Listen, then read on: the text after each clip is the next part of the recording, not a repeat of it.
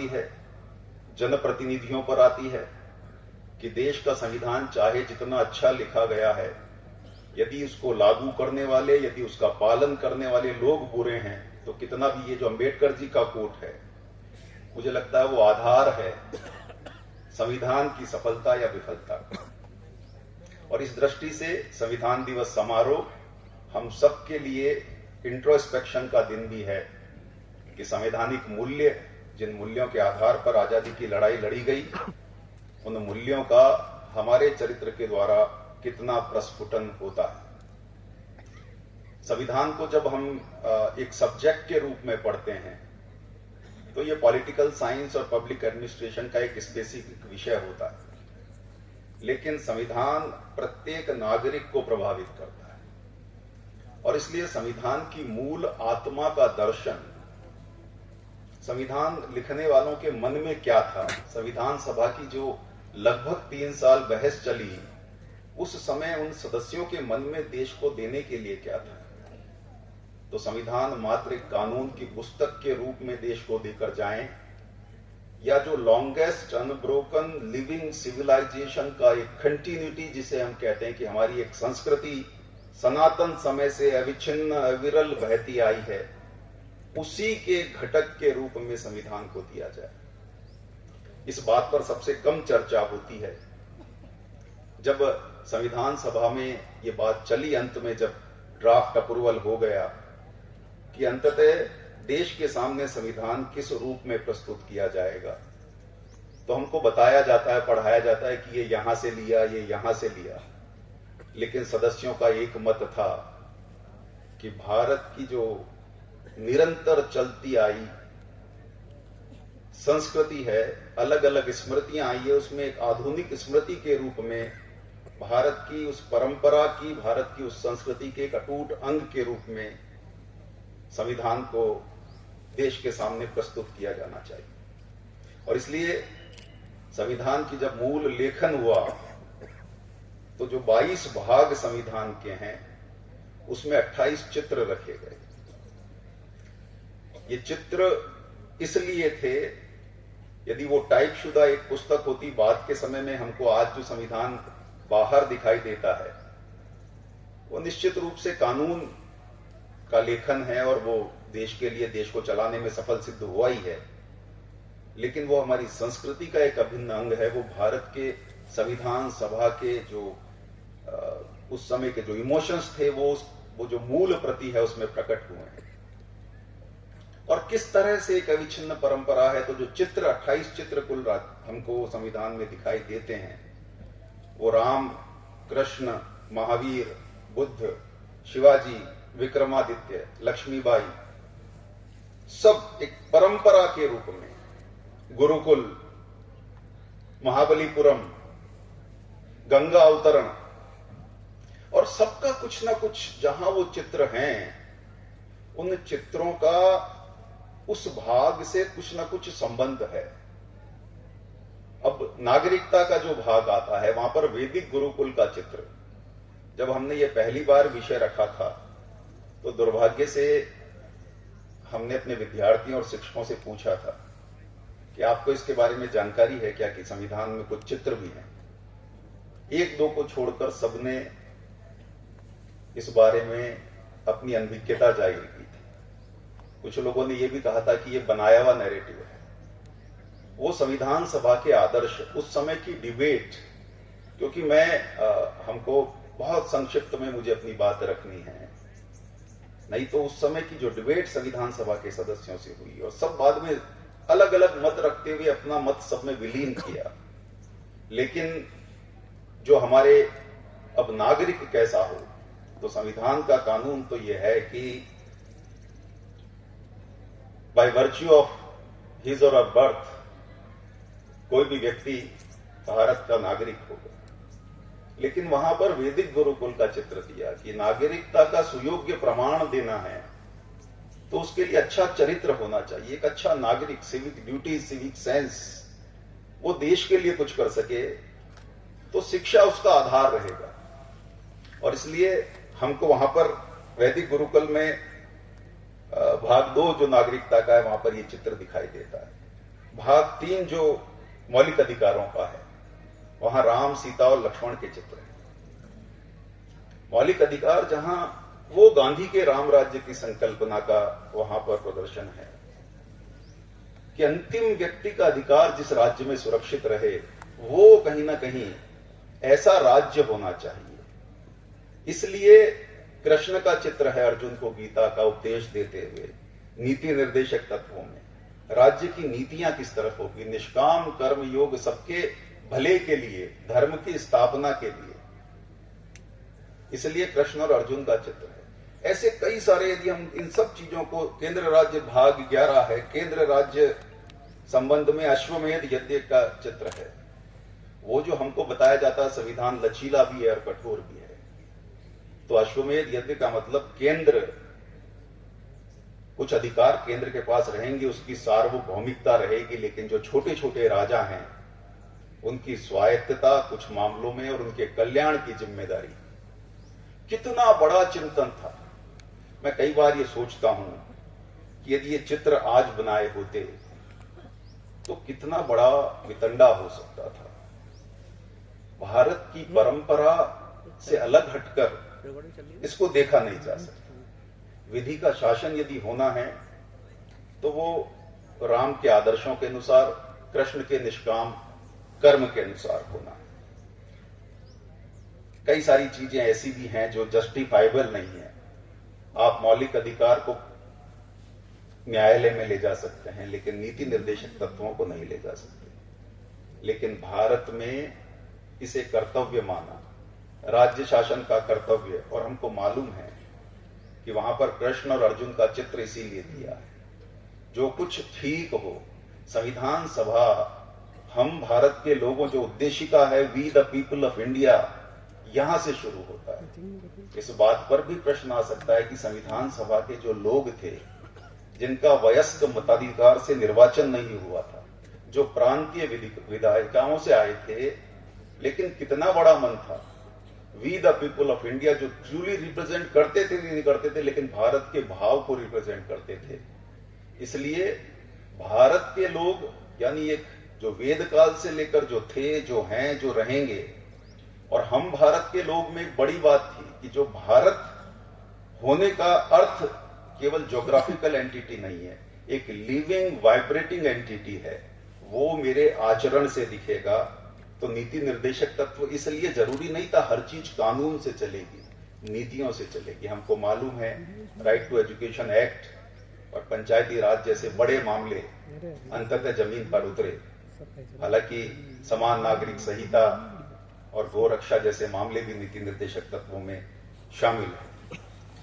राष्ट्र की अखंडता और एकता को सुनिश्चित करने वाली बंधुता जो उद्देशिका में लिखी है, बंधुता शब्द, क्योंकि नेहरू जी ने पहली बार जो अपना उद्देशिका प्रस्ताव रखा था, जिस पर पूरी संविधान सभा में चर्चा हुई, बाद में अंबेडकर जी ने उसमें बंधुता शब्द जुड़वाया था। बंधुता कैसी होनी चाहिए? राष्ट्र की एकता और अखंडता को सुनिश्चित करने वाली बंधुता। बंधुता कानून, ये जानते थे अंबेडकर जी। बंधु भाव भावात्मक शब्द है। राष्ट्र की एकता और अखंडता को सुनिश्चित केवल बंधुता से किया जा सकता है। आज संविधान दिवस के अवसर पर जब हम इन उद्देशिका का वाचन करते हैं, संविधान को फिर से याद करते हैं, अपनी भूमिकाओं को पुनर्व्याख्यायित करते हैं, तो अंबेडकर जी ने जो बंधुता शब्द इसमें डाला है, ये आज के दिन की सबसे बड़ी जरूरत है। राष्ट्र की अखंडता और एकता ये संविधान के मूल ढांचे का अंग है। इसको तोड़ा नहीं जा सकता। कोई राज्य अलग नहीं हो सकता, कोई व्यक्ति अलग नहीं हो सकता, कोई ये नारे नहीं लगा सकता कि इंशाअल्लाह तेरे टुकड़े होंगे देश के। ये भारत के संविधान के विरुद्ध बात है। और ये एकता बढ़ानी है तो उसका मूल भाव बंधुता है। बंधुता भावात्मक शब्द है, कानून से नहीं आता। और बंधु भाव का आधार क्या होगा? तो हमको जो स्कूल में प्रतिज्ञा कराई जाती है, समस्त भारतीय मेरे भाई बहन हैं, यानी भारत हमारा बॉन्डिंग ग्लू बनता है बंधुता का। एक दूसरे को मिलकर जो अपनत्व का एहसास हो, जिसके आधार पर इस देश को हम 2047 में विकसित भारत की तरफ लेके जाएंगे। मुझे लगता है आज के दिन में जो सबसे बड़ी जरूरत है वो इस भावात्मक बंधुता की है। भारत हमारा आधार बने।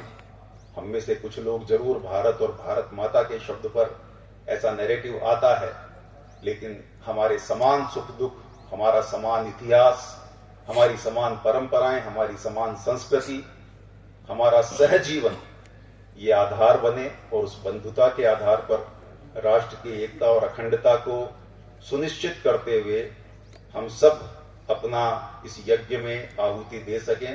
अपनी इसी ध्येय से, इन्हीं आंखों से भारत को फिर से क्रमांक 1 पर इस संविधान के आधार पर और उसमें अपनी सम्यक भूमिका के निर्वहन के आधार पर देख सकें।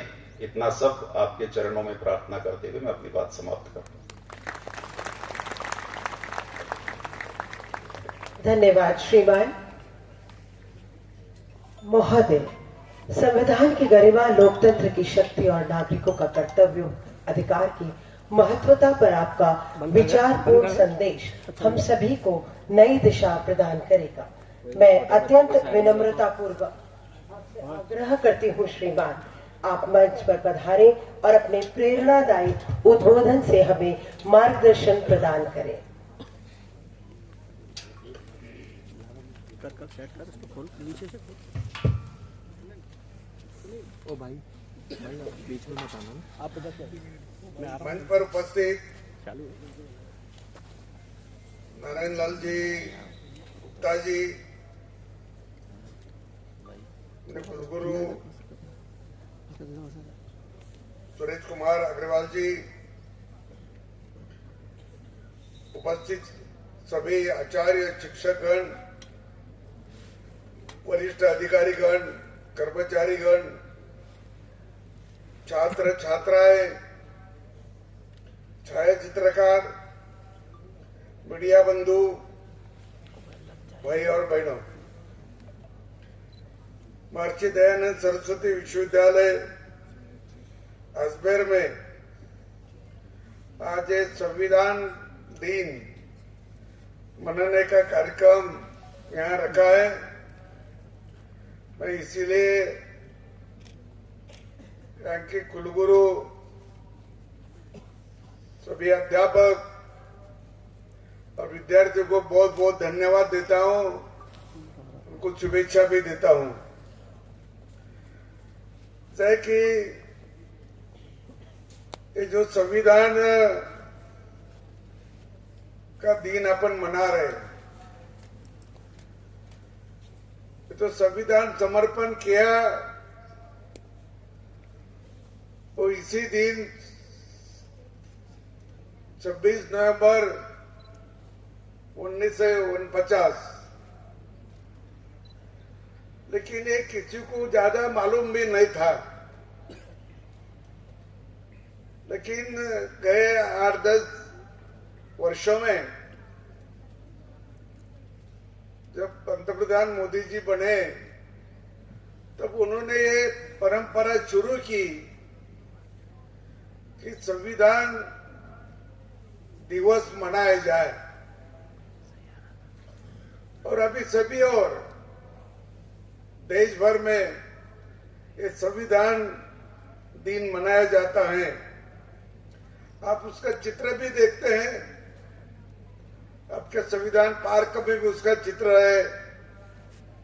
वो संविधान जब बाबा साहब आम्बेडकर ने भारत रत्न, तो उन्होंने उस समय के राष्ट्रपति डॉक्टर राजेंद्र प्रसाद को सुपुर्द किया। मैं उनका जो शब्द प्रयोग है उस पर बाद में आऊंगा। तो लेकिन ये संविधान समिति पहले तो बनी। समिति बोले तो संविधान में कौन कौन लोग चाहिए, तो उसकी चयन हो गई 1947 में।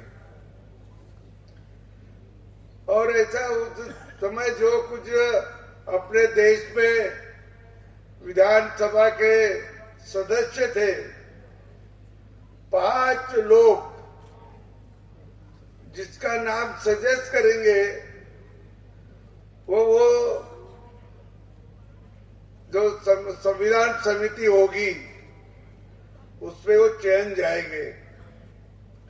तो पहले शुरू में तो अपने जो सदस्य आए उनकी संख्या भी बहुत थी, क्योंकि अपना देश तब तक एकत्र था, एक था। तो उनकी संख्या जब सारे प्रदेश से आई तो प्रदेश से जो आने वाली संख्या थी वो बहुत ज्यादा ही थी। 300 कुछ संख्या थी। लेकिन जब 15 अगस्त 1947 में स्वतंत्र हुए तब कुछ हिस्सा पाकिस्तान में गया तो अपनी संख्या भी कम हो गई और जो संख्या रही वो 299 रही, 299। फिर वह बाबा साहब अम्बेडकर जो पहले ही सभा पे आए थे वो तो उनका सभी महाराष्ट्र में था और महाराष्ट्र में ही उनका कार्यक्षेत्र था, उनका रहने का ठिकान भी था। लेकिन बाबा साहब अम्बेडकर महाराष्ट्र से नहीं गए। जैसे कि अपने राजस्थान से भी 4 सदस्य वो समिति में गए थे शुरू में। तो बाबा साहब अम्बेडकर कहां से गए? जो 5 एमएलए ने जिसका नाम का सुझाव करेंगे वही वो समिति में जा सकता था।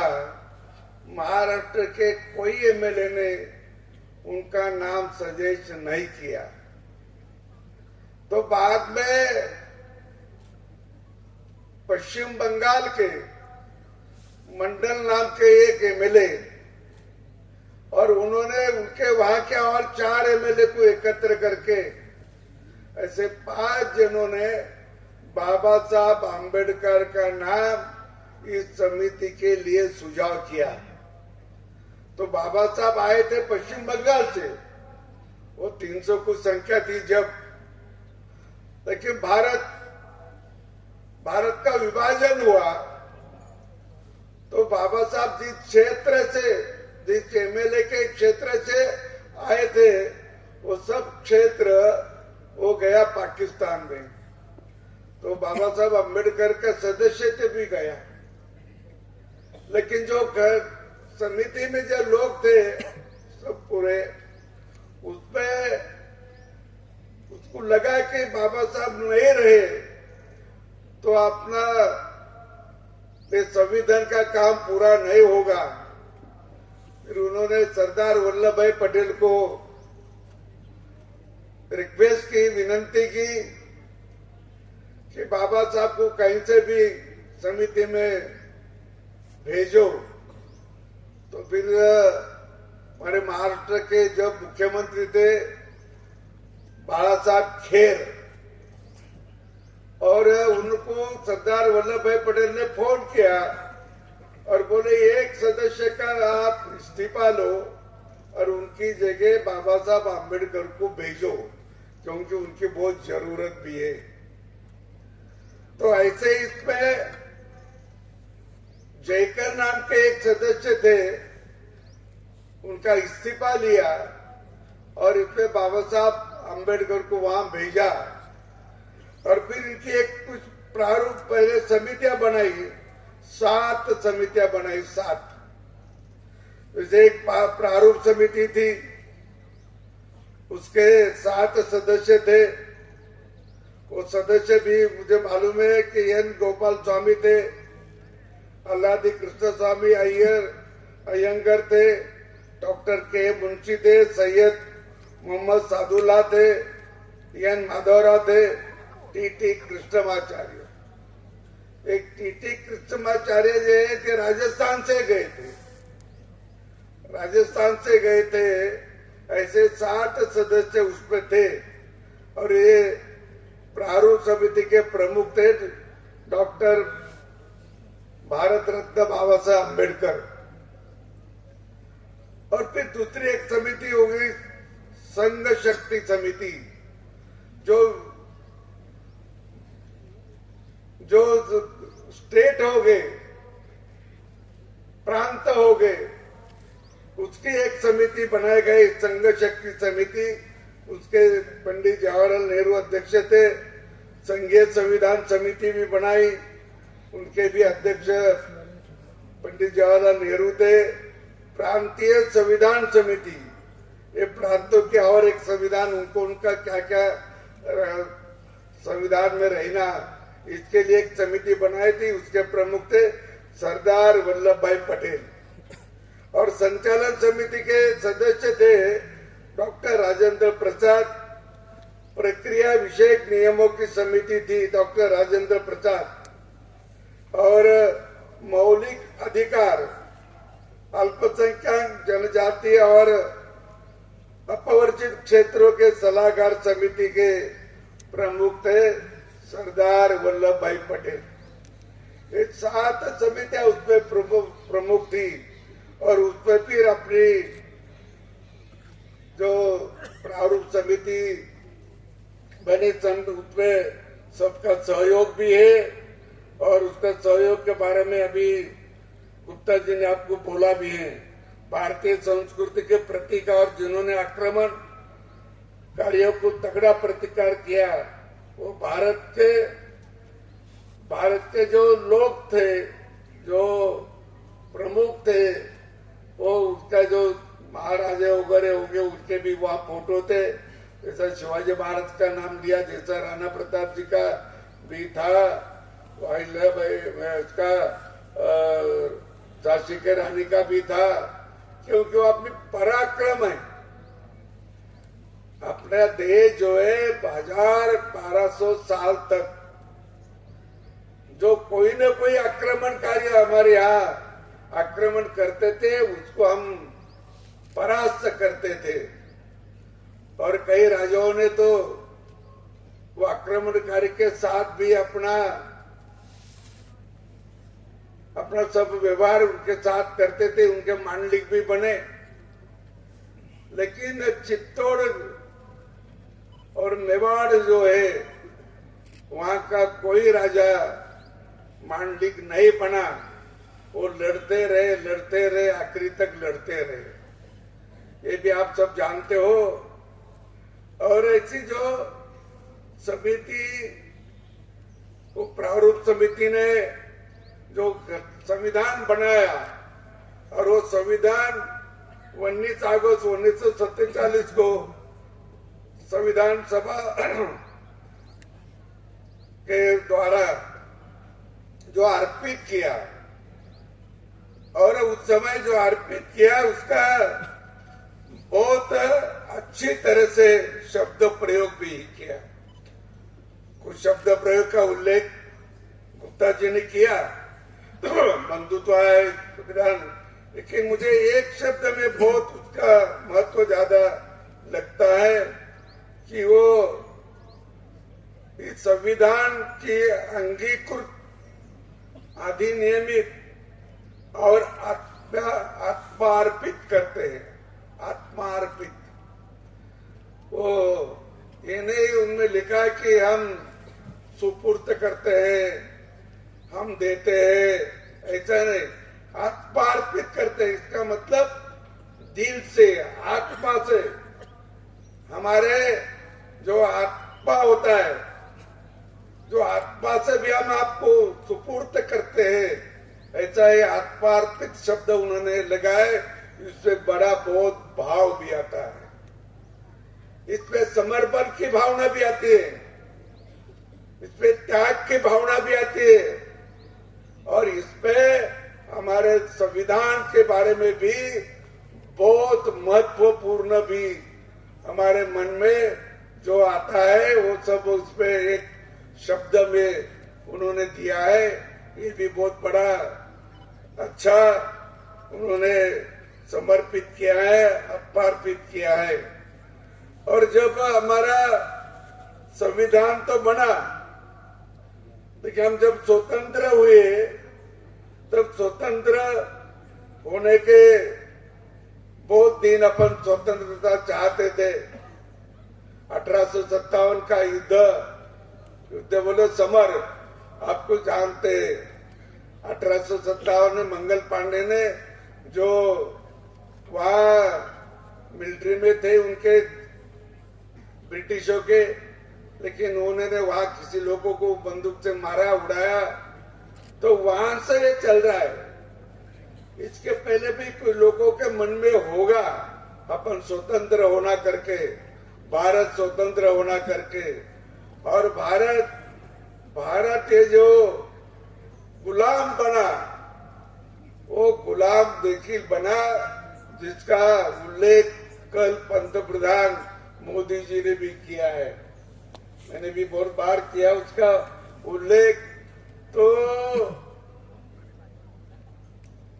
जो थॉमस मैकालो था, थॉमस मैकालो, वो यहाँ गवर्नर था और वो बोला था कि 2 फरवरी 1835 में जो भाषण किया था उन्होंने, तो भाषण में उन्होंने कहा था कि अपन भारत को ज्यादा दिन गुलाम नहीं बना सकेंगे।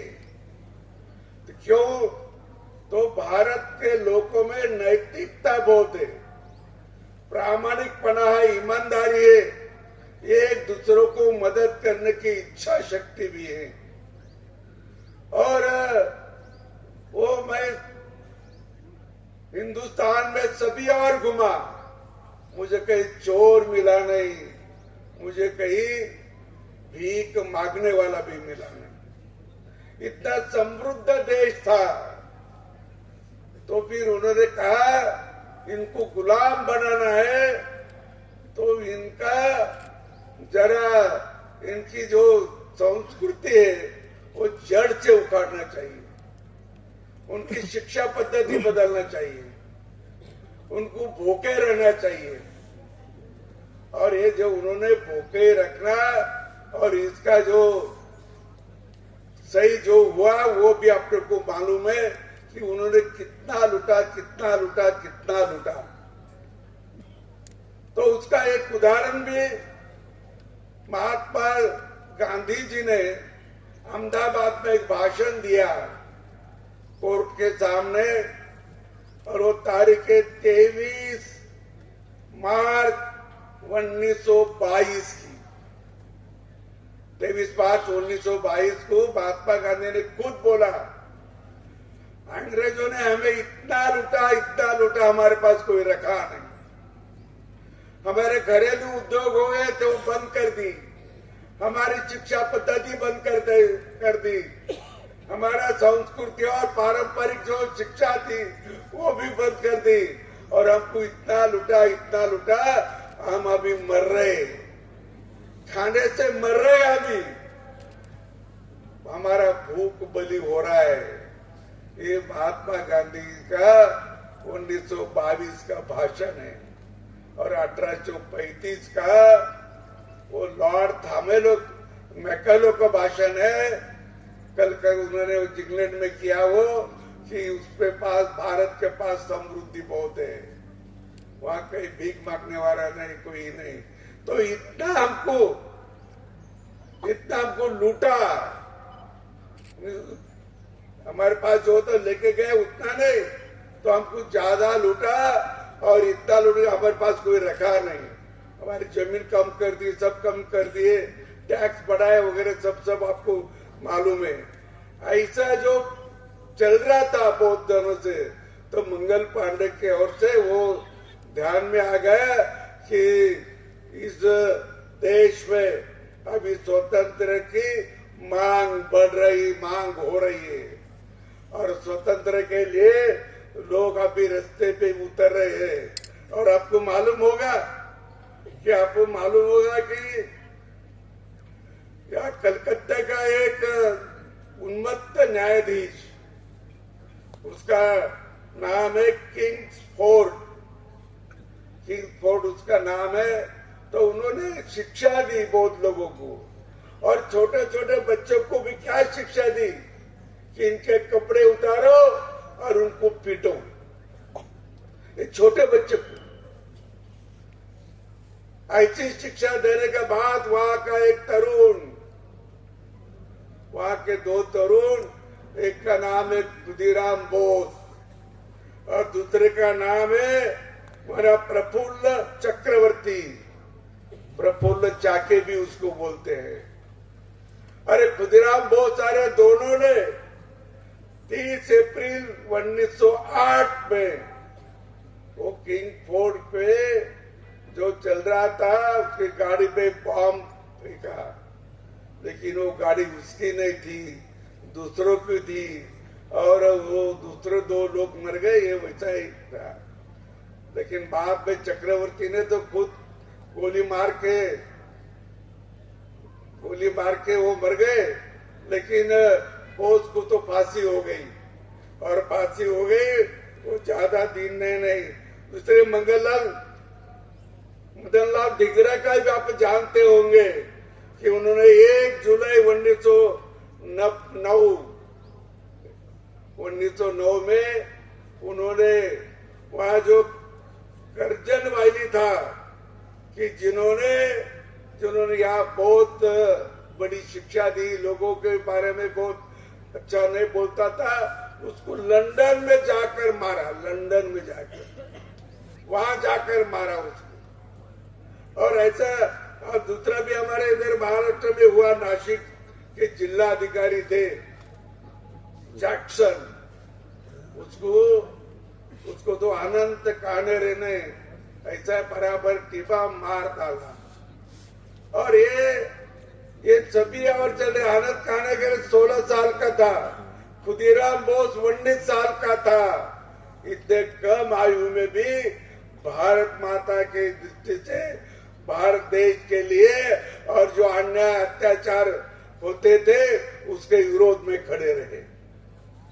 और इसके विरोध में जब लोग इकट्ठा होने लगे आगे, तो अंग्रेजों को लगा कभी न कभी अपन यहाँ से जाना चाहिए।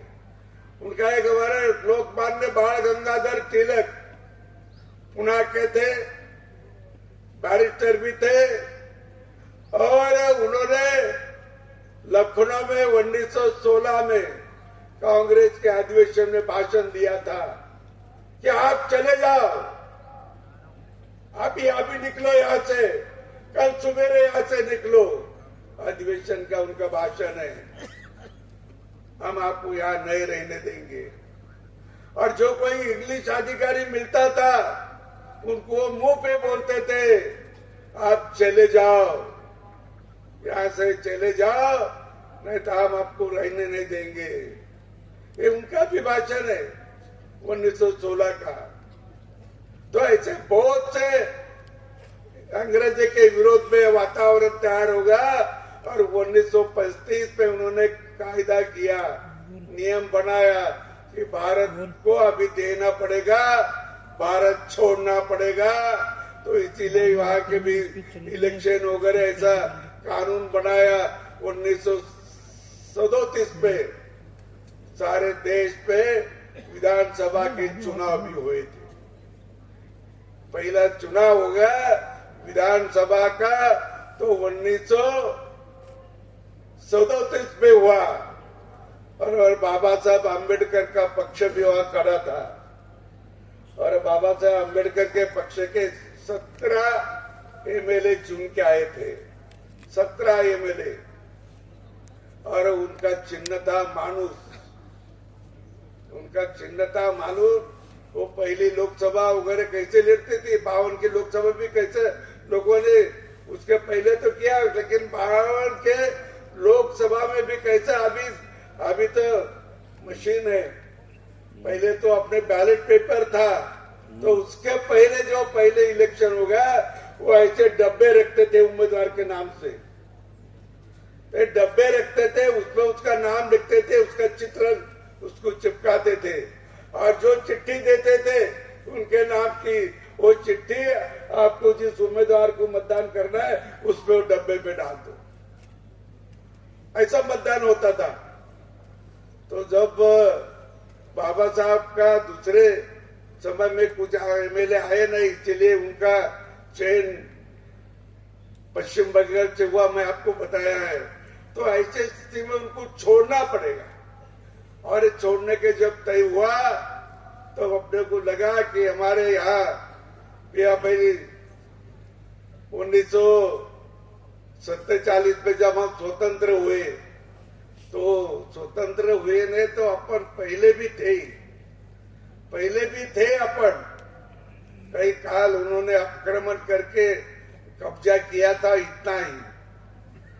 और इसमें जब स्वतंत्र हुए तो बहुत, जब दो राष्ट्र बने, दो राष्ट्र बनने का तो कोई सवाल नहीं था। महात्मा गांधी भी बोल रहे थे कि मेरे शिव से विभाजन होगा, मेरे विभाजन नहीं होगा, ये भी बोलते थे और सभी ने बोला था। और मुझे याद है कि उन्होंने 1930 में लाहौर में कांग्रेस का अधिवेशन हुआ था, उसने ठराव पारित किया। क्या ठराव था? ये अखंड भारत का ठराव था।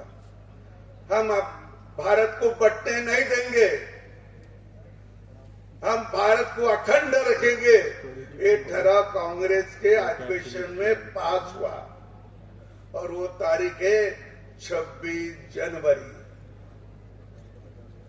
बाद में अपन 26 जनवरी का दिन जो मनाते हैं ना, 26 जनवरी का, तो वहां से वो उसका, नहीं तो 26 जनवरी कोई ऐसा दिन नहीं था ध्यान में रखने तरीका। लेकिन 26 जनवरी प्रजासत्ताक दिन जो आया तो उन्होंने 1929 में जो अधिवेशन ने ठहरा किया था वो तारीख थी 26 जनवरी। और इसीलिए 26 जनवरी को हर साल 31, 32, 33, 2-4 साल भी वो उन्होंने वो मनाते थे अखंड भारत का दिन। और बाद में अखंड भारत नहीं रहा, लेकिन 26 जनवरी के ध्यान में थी तो वो प्रजासत्ताक दिन बना दिया 26 जनवरी का। और ऐसी स्थिति में अपना जो विभाजन हुआ, अपना देश बना, संविधान बना, और संविधान में तो सारी व्यवस्था है, देश कैसा चलना, समाज का कैसा चलना। वो संविधान के 29 कलम में तो है अपने को स्वातंत्र दिया, हमके भाषा स्वतंत्र है, लिखन स्वतंत्र है, भाषण करने का भी स्वातंत्र है।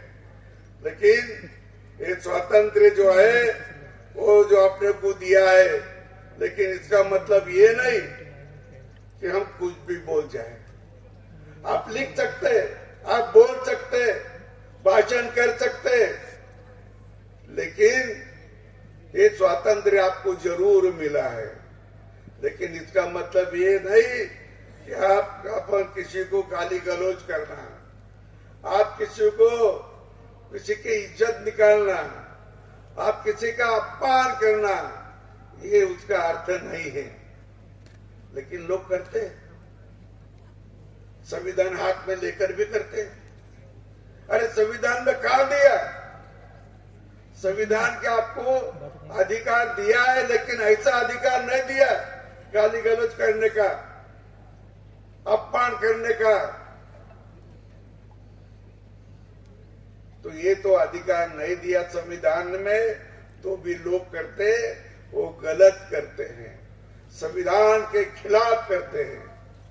और कोई लोग ये भी बोलते कि हम संविधान नहीं बदल देंगे, संविधान नहीं बदल देंगे। कहा बदला संविधान? कौन बदला संविधान?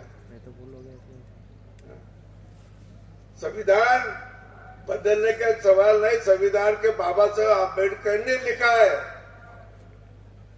कि कालान और ऊपर आगे चलकर कालान और रूप इसमें बदल हो सकता है, और जो जो आवश्यक बदल होगा वो तो करना चाहिए, वो उसमें ही लिखा है। उसको करके अपने कालान रूप बहुत बार संविधान में चेंजेस भी हो गए, कुछ जोड़ा भी गया है और ऐसे ही इस पे संविधान में अपने भारत का जो संविधान है वो बहुत बड़ा और बहुत मन लगा से और बहुत राष्ट्र का विकास के लिए, राष्ट्र की एकी के लिए, राष्ट्र की मजबूती के लिए और सब भारतवासियों को उनका सब अधिकार मिलने के लिए ये जो संविधान बना है, अधिकार तो है ही। और उसपे आपने देखा भी होगा, एक बात मैं और बोलूंगा, आपको सबको याद है 370 कलम 370 कलम जब लगाए 1954 या 53 में भी लगाए हो, तो क्यों लगाई? तो जब कश्मीर भारत में विलीन हुआ, सही बोले तो भारत में विलीन होने का थोड़ा देर लगा, ये बात सही है। लेकिन वहां का जो लोग थे, उनके जो लीडर थे शेख अब्दुल्ला, ये तो वहां के जो राजा थे हरि सिंह, उनके यहाँ से एक स्कूल में मास्टर था, वो सैलरी भी लेता था महाराज से। लेकिन उन्होंने कहा कि यहाँ की लोक संख्या तो ज्यादा अपनी है, अपन यहाँ कुछ भी कर सकते हैं, महाराज को हटा दे सकते हैं। महाराज को वहां से हटाया भी, उनको मुख्यमंत्री भी बाद में किया। लेकिन उन्होंने एक पंडित जी से आग्रह किया था कि कश्मीर को जरा अलग हमारा संविधान रहना चाहिए। फिर केंद्र के पास क्या रहा? केंद्र के पास रहा मिलिट्री, पोस्ट ऑफिस, रेलवे, आर्थिक, जो ये केंद्र के पास रहा, बाकी कुछ नहीं। सारा पैसा भारत सरकार एक कश्मीर को चलाने के लिए देते थे। वहां टैक्स भी नहीं था, वहां के लोग टैक्स नहीं देते थे। भारत सरकार ही उन्हीं का सब खर्चा करते थे। और उन्हीं के जो भारत सरकार के पैसों से जो पुलिस के लिए जो पिस्तौल भी खरीदी करते थे, ये पिस्तौल भी कभी कहां जाते थे पता भी नहीं लगता था। पैसा भारत सरकार का, पिस्तौल करेगा कश्मीर के यहाँ। और कश्मीर के लोग, वहां के जो लोग थे, वो सब स्वतंत्र बोलते थे। वो बोलते थे कि हम अलग है, हमारा कानून अलग है। और इसीलिए तो श्यामा प्रसाद मुखर्जी ने सत्याग्रह किया। कश्मीर पे जाना तो पासपोर्ट लेकर जाना था। कश्मीर तो भारत का हिस्सा था, भारत का पूरा हिस्सा कश्मीर था। तो भी ये 370 के कानून से वहां जाने के लिए पासपोर्ट लगता था। वहां का जो मुख्यमंत्री था वो स्वयं को पंतप्रधान कहता था। और वहां की जो कानून थी वो उनकी अलग घटना बोलते थे, अलग संविधान बोलते थे। ये हमारा अलग संविधान है। श्यामा प्रसाद मुखर्जी ने तय किया कि हम कश्मीर में जाएंगे, हम नहीं मानेंगे। एक देश पे दो विधान, संविधान, एक देश पे दो प्रधान, एक देश पे दो निशान, हम नहीं मानेंगे। उनका झंडा भी अलग था, तिरंगा झंडा लगता नहीं था। श्रीनगर के लाल चौक में कभी भी बैंक के ऊपर, पोर्ट के ऊपर कभी तिरंगा झंडा लगता ही नहीं था। तो 1992 में जब मुरली मनोहर जोशी ने यात्रा निकाली और वहां आज के पंतप्रधान नरेंद्र भाई मोदी जी वहां उनके साथ थे, वो साथ गए और उन्होंने वहां तिरंगा झंडा फहराया। पहली बार 1992 में वहां तिरंगा झंडा लगाया, पहली बार। हमारे देश पे तो कुछ नहीं, लोग जानते थे, ठीक है, कुछ ये नहीं। अरे हमारा गोवा प्रदेश, गोवा भारत में कब विलीन हुआ? 1961 में इतने दिन क्यों नहीं हुआ? जब भी वो हमारे वहां के जनसंघ के संघ के बहुत लोगों ने, हमारे खासदार भी रहे थे जगन्नाथ राज जोशी, वो कर्नाटक केसरी भी उनको बोलते थे, उन्होंने सत्याग्रह किया, उनके साथ बहुत लोग गए। रामायण का जिन्ना अच्छा संगीत दिया वो सुधीर फड़के भी वहां थे। तो ऐसे लोगों ने सत्याग्रह किया, बहुत सत्याग्रह किया, बहुत लोग जेल में गए। बाद में 1961 में गोवा भारत में विलीन हुआ। क्यों इतने दिन लगे भाई? जैसा कश्मीर का भी ऐसा है।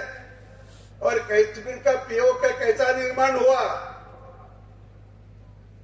जब 22 अक्टूबर 1947 जो है पाकिस्तान ने आक्रमण किया। जब विलीन नहीं हुआ था तो पाकिस्तान ने आक्रमण किया। स्वातंत्र के बाद केवल 6 हफ्ते में, और उन्होंने उनकी मिलिट्री में आक्रमण किया। और उन्होंने आक्रमण करते करते करते करते वो बारामुल्ला एक जिला है, उसमें 14,000 लोक संख्या थी, 12,000 मार डाले, अत्याचार किया, बलात्कार किया, बहुत बलात्कार किया। और वहां से वो आगे शटन तक आ गए। तो हमारे हरि सिंह राजा के वो पंतप्रधान थे महाजन, वो लाहौर के हाई कोर्ट के जज भी रहे। लाहौर के वो महाजन गए थे पंडित जवाहरलाल नेहरू के घर में और बोले कि हमको मिलिट्री दो, हमको मिलिट्री दो। जवाहरलाल नेहरू ने उसको बहुत झापा, बहुत उसको गाली बहुत उसको अपमान भी किया। वो चलते चलते फिर इतना बोला कि आपने मिलिट्री नहीं दिए तो हम नाइलाज से हमको पाकिस्तान जाना पड़ेगा। शेख अब्दुल्ला उसी घर में, उसकी बाजू में एक रूम में बैठे थे। उन्होंने चिट्ठी दी नेहरू जी को और बोले आप मिलिट्री दो। हमारे मिलिट्री गई, 2-4 दिन के बाद मिलिट्री गई और वो जो पाकिस्तान की सेना थी उसके पीछे से अपनी मिलिट्री आ गई। और ये पाकिस्तान को सैन्य को लगा कि अपने को मदद करने को आ गई। और नजदीक आने के बाद जो इतना पीटा तो 5,000 लोग थे, वो भागते सब यहाँ छोड़ दिए, पहुंचे गाड़ियां छोड़ दी, सब छोड़ दिए, भागे। और वहां तक हम खदेड़ दिया। और हमारा लॉर्ड माउंटबेटन था यहाँ। तीनों मिलिट्री के तीनों का भी प्रमुख था लॉर्ड माउंटबेटन। उन्होंने बोला आगे मत जाइए। वो तार भेजी अपने मिलिट्री के लोगों को, आगे मत जाओ। और जहां रुके वो लाइन ऑफ कंट्रोल। और उसका जो पहलोर भाग रहा वो पीओ के बोल तो काश्मीर व्याप्त, पाक व्याप्त कश्मीर, और वो उधर ही रहा भी। और उससे क्या क्या अपने को तकलीफ हुई आप सब जानते हैं। सभी हमारे पास जो आक्रमण होते हैं उधर से होते हैं, जो सब लोग आते हैं उधर से आते हैं। और इससे आप वो जो पीओ के बनने का जो पाप है वो तो लॉर्ड माउंटबेटन का है, पंडित जी को भी मालूम था।